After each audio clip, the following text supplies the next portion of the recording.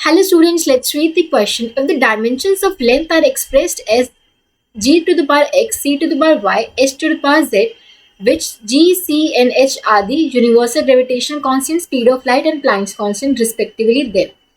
So length के dimensions हम कैसे express कर रहे हैं? In terms of z, c and h. मतलब यहाँ पे हमने एक तरह से z, c and h को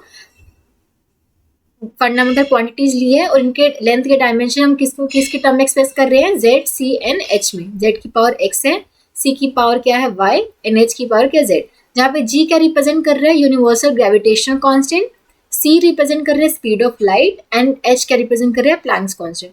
हमें बताना है कि x, y, z की वैल्यू क्या होगी. ठीक है, अब यहाँ से हमें अब लेंथ के dimension in terms of G, C and H दे रखे. अब हमें लेंथ के डायमेंशन जी और सी, एच इन तीनों सबके डायमेंशन हमें मास, लेंथ एंड टाइम पता है, तो आगे हम यहाँ पे डायमेंशन कंपेयर करके एक्स, वाई, जी की वैल्यू निकाल सकते हैं. अब लेंथ के डायमेंशन तो क्या होंगे? एल ई.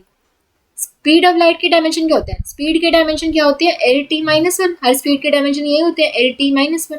उसके बाद ग्रेविटेशन कॉन्स्टेंट. ग्रेविटेशन कांस्टेंट के डायमेंशन निकालने के लिए अगर आपको याद ना हो तो हम इसको किस फॉर्मूले से निकाल सकते हैं? ग्रेविटेशन लॉ से. ग्रेविटेशन लॉ क्या डिफाइन करता है?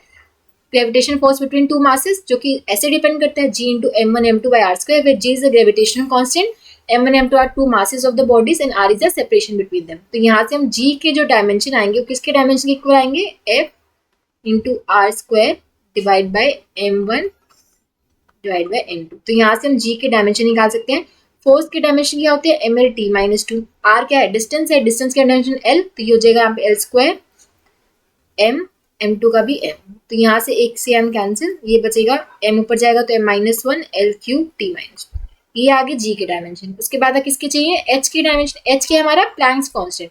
अब हमें एक फॉर्मूला पता होना चाहिए प्लैंक्स कांस्टेंट के निकालने के लिए कि एनर्जी ऑफ अ फोटोन हम कैसे डिफाइन करते हैं? H times nu, where h होता है Planck's constant, nu is the frequency and E is the energy. तो एच के जो डायमेंशन आ जाएंगे हमारे क्या आ जाएंगे? ई बाय म्यू के इक्वल. ठीक है, एनर्जी के डायमेंशन क्या होते हैं? M L two T minus two. And nu क्या है? रेसिप्रोकल ऑफ टाइम पीरियड होता है, तो ये हो जाएगा टी माइनस वन. ठीक है, ये ऊपर जाके M L two T minus two plus one हो जाएगा, तो इसको हम लिख सकते हैं M L two T minus one. ये आगे हमारे पास प्लैंक्स कांस्टेंट की डायमेंशन. अब यहाँ पे हम पुट कर सकते हैं एल के डायमेंशन क्या है? एल. ठीक है, जी के डायमेंशन हम निकाल लेते हैं, M minus one L three T minus two to the power x हो जाएगा.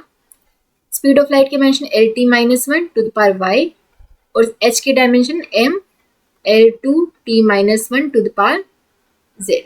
ठीक है, इसको हम ऐसे भी लिख सकते हैं M zero L one T की पावर जीरो. अब इसको हम मल्टीप्लाई करें, अब देखो मल्टीप्लाई करें ऊपर पावर से, तो हो जाएगा एम की पावर माइनस एक्स, एल की पावर थ्री एक्स, टी की पावर माइनस टू एक्स.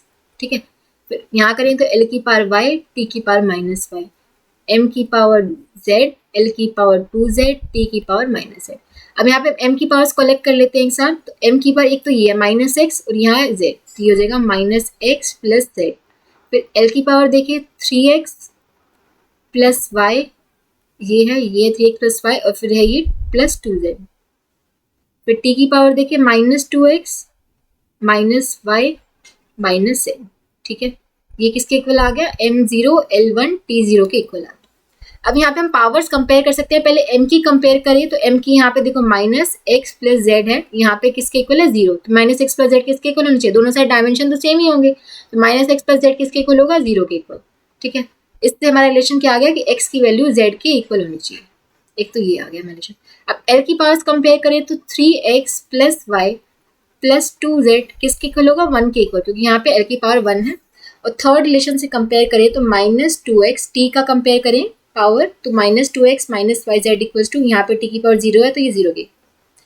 अब ये रिलेशन आ गया था x equal to z first equation, तो यहाँ पे हम पुट कर सकते हैं एक्स को जेड के इक्वल, तो ये हो जाएगा three z plus y plus two z equals to one. ये आ जाएगा five z plus y equals to one. तो यहाँ पे भी जेड पुट कर दे तो ये हो जाएगा माइनस टू जेड, मैंने एक्स को जेड पुट कर दिया, minus three z minus y equals to zero. ठीक है, तो यहाँ से ये जो आप कंफ्यूजन मत होना कि मैं z को मैं इस तरीके से लिख रही हूँ ऐसे, ठीक है, ये z ही है, ओके, ये यहाँ पे जो मैंने z लिया है इसको मैं ऐसे z लिख रही हूँ हर जगह, ठीक है। तो -3z - y, अब यहाँ पे मैं क्या कर सकती हूँ, इन दोनों, ये जो मेरी ये इक्वेशन आई है ये वाली और ये वाली, इन दोनों को मैं ऐड कर दूँ, दोनों को ऐड कर दूंगी, y तुम्हारा कैंसिल हो जाएगा, 5z - 2z क्या आ जाएगा 2z के इक्वल, और राइट हैंड साइड में 1 आ जाएगा, तो z की वैल्यू क्या आ जाएगी 1/2, z की वैल्यू 1/2 है तो x की वैल्यू भी यही होगी, x और z क्या है इक्वल है, तो x की वैल्यू भी क्या आएगी 1/2। तो यहाँ पे हम पुट करें तो y की वैल्यू होनी चाहिए हमारी -3z के इक्वल, तो y की वैल्यू क्या आ जाएगी -3/2, z को 1/2 पुट करेंगे तो y की वैल्यू होगी -3/2, x की वैल्यू 1/2 और z की वैल्यू 1/2। तो यहाँ से हम देख सकते हैं पहला रिलेशन, x की वैल्यू 1/2, y की वैल्यू 1/2 नहीं, क्योंकि y की वैल्यू कितनी है -3/2, x की वैल्यू 1/2, z की वैल्यू 1/2, ये ठीक है। C option, y equal to 1/2, z equal to 3/2 नहीं, गलत है, y की भी गलत है, z की भी गलत है, y की वैल्यू 3/2, z की वैल्यू z की वैल्यू 1/2, ये भी गलत है, -3/2 आई है ना हमारे पास, तो ये भी गलत है। So option B would be the correct answer. I hope आप सबको समझ आया होगा। Thank you so much.